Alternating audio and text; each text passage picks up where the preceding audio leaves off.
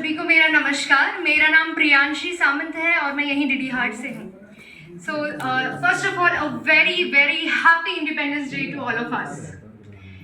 Secondly I think हमें थोड़ा grateful होना चाहिए इस मोमेंट पे कि डीडी हार्ट जैसी जगह पे हमें ओपन माइक जैसी अपॉर्चुनिटी मिल रही है। So thanks to that as well.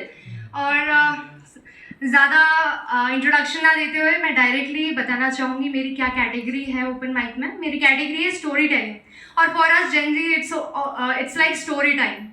तो मैं एक स्टोरी बताना चाहूँगी। स्टोरी तो नहीं, शायद ही हमने कहीं ना कहीं सुना है, देखा है, नहीं, बल्कि हमने ये जिया है। ये हम सब जीते हैं। यहाँ पे बच्चे हैं, बड़े हैं, तो ये एक ऐसा दौर है, वो बच्चे भी देखते हैं, इवन बड़े भी देखते हैं। ये है लाइफ को लेके। तो मेरा टॉपिक रहेगा आयरनी ऑफ एडल्टहुड।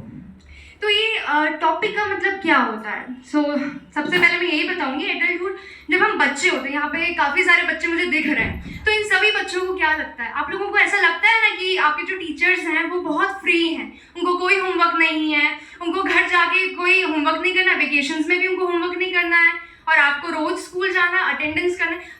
मुझे भी बचपन में जब मैं 10 साल की थी, मुझे यही लगता था कि शायद ये जो बड़े लोग हैं ना वो बहुत मज़े करते हैं। लेकिन समय के साथ क्या हुआ कि हमें पता चला जो हमारा टीचर है ना वो भी लाइफ पहली बार एक्सपीरियंस कर रहा है। तो यही आयरनी है, आयरनी ऑफ एडल्टहुड, जो मैं लेके प्रस्तुत हूँ और इसी के बारे में मैं बताना चाहूँगी। तो पहले ये मैंने टीचर्स के पर्सपेक्टिव से बताया कि कैसे हम टीचरों को फ्री देखा करते थे बचपन में। देखते हो ना आप? हाँ है ना? आपको क्या लगता है आपके टीचर्स फ्री हैं और आप लोगों को होमवर्क मिल रहा है? आपको लगता है ना आप बड़े होके आप भी फ्री हो जाओगे? ऐसा सब हम बच्चे सोचते हैं। इवन जो आप बड़े हो चुके हैं, जो 30s में, 40s में, लाइक हम सोचते हैं हम उस एज में जाएंगे तो कहीं ना कहीं हम फ्री हो जाएंगे, but this is not like that. Even मैं बताना चाहूँगी हमारा जो रिलेशन हमारे पेरेंट्स के साथ होता है, स्पेशली मैं बताऊँगी टीनेज ईयर्स में। आई थिंक टीनेज ईयर को बरसात की नदी भी बोला जाता है कि इतना उफान होता है हम में, और हम चाहते हैं कि सब कुछ हमारे अकॉर्डिंग हो जाए। हम चाहते हैं कि सब कुछ कंट्रोल कर ले, कि जो पेरेंट्स है बहुत रेस्ट्रिक्टिव है, ये गलत बोल रहा है।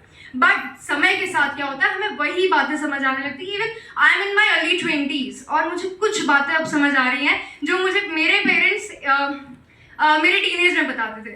सो यही तो एंटरिंग इनटू एडल्टहुड है। इवन आई एम जस्ट 21 और हमें बोला जाता है ना कि life is like a game. Level 1 है क्लास 10 बोर्ड। आपको क्लास 10 बोर्ड में पहले अच्छे से मार्क्स लाओ, लाइफ सेट है। अरे 10th बोर्ड भी हो गए, अब क्या? अब 11th की पढ़ाई करो, 12th में दोबारा से बोर्ड दो, दोबारा से बोर्ड दिया 12th में, अच्छे मार्क्स है, अब क्या? अब दोबारा से एंट्रेंस की प्रिपरेशन कीजिए, अच्छा कॉलेज लीजिए, तभी लाइफ सेट हो पाएगी। अरे एंट्रेंस भी दे दिया, अच्छा कॉलेज भी मिल गया, अब कॉलेज भी हो गया, ग्रेजुएशन भी हो गया, बट जॉब जिसको जॉब मिलनी थी मिल गई, जिसको जॉब मिली नहीं। लेकिन एज अ ह्यूमन हमारी सेटिस्फेक्शन कहाँ है? तो मेरा यही आयरनी है एडल्टहुड की, जो हम बचपन से ढूंढते आ रहे थे कि बड़े होके जो फ्रीडम है, हमें नहीं पता था ये जो फ्रीडम आने वाली है बहुत ज़्यादा टर्म्स एंड कंडीशंस के साथ आने वाली है। ये फ्रीडम से बढ़ के रिस्पॉन्सिबिलिटी का भार होता है, ये हमें बड़े होके पता चलता है। आई थिंक जो लोग 30s और 40s में है, they will be relating this more because they have more responsibility than me.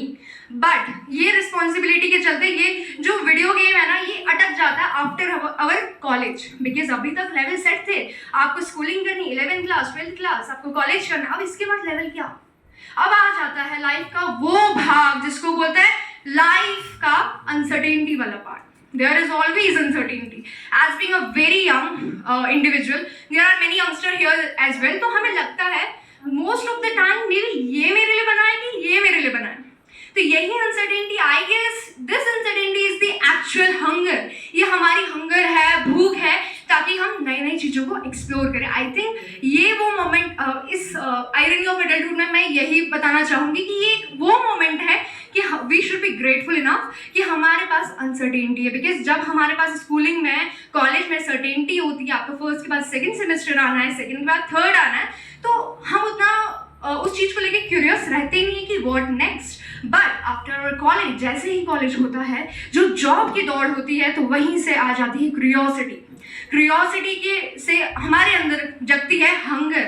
अब हंगर है हमें कुछ ना कुछ कर दिखाने की, and this is what I have given the tag of uncertainty. Last but not least I would like to speak about inner child. तो बचपन में हमें जब पूछा जाता था कि आप बड़े होके क्या बनोगे, बहुत सारे ख्वाब होते थे, हम डॉक्टर बनेंगे, पायलट बनेंगे, इंजीनियर बनेंगे, साइंटिस्ट बनेंगे।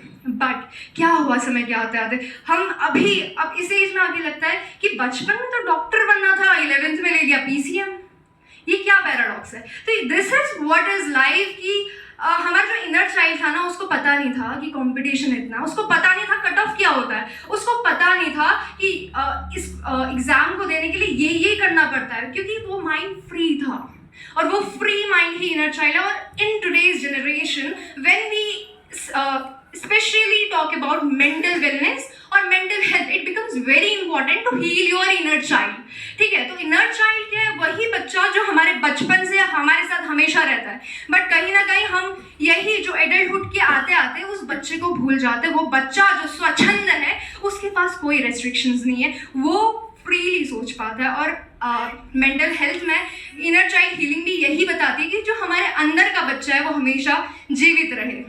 तो with this very note, I just want to say कि there are many human as individual, they always look forward to things। जब वो छोटा होता है वो बड़ा बनना चाहता है, बड़ा होके वो देखता है कि जो मेरा बचपन था ना वो बहुत अच्छा था, लेकिन उसको ये नहीं पता था जो बचपन अच्छा था उसके बिहाइंड द सीन्स बहुत लोग थे, उसके पेरेंट्स थे, उसके रिलेटिव्स थे, उसके टीचर्स थे जो उसको स्पून फीडिंग करा रहे थे, तभी वो बचपन उतना सुंदर था।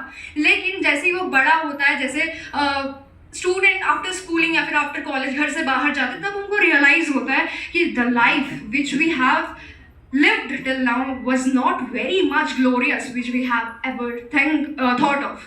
So with this very note, I just want to end by just saying one thing कि we as an individual, चाहे हम बच्चे हैं, चाहे हम 20s में हैं, यूथ हैं, इवन 40s में हैं, कहीं ना कहीं हम प्रेजेंट में रहना भूल जाते हैं। जो आज की चीज़ें हमारे पास हैं उनको हम उतना ज़्यादा ग्रेटफुल नहीं है, जो कि बहुत ज़रूरी है अभी के समय में ग्रेटफुल होना जो चीज़ें हमारे पास ऑलरेडी है।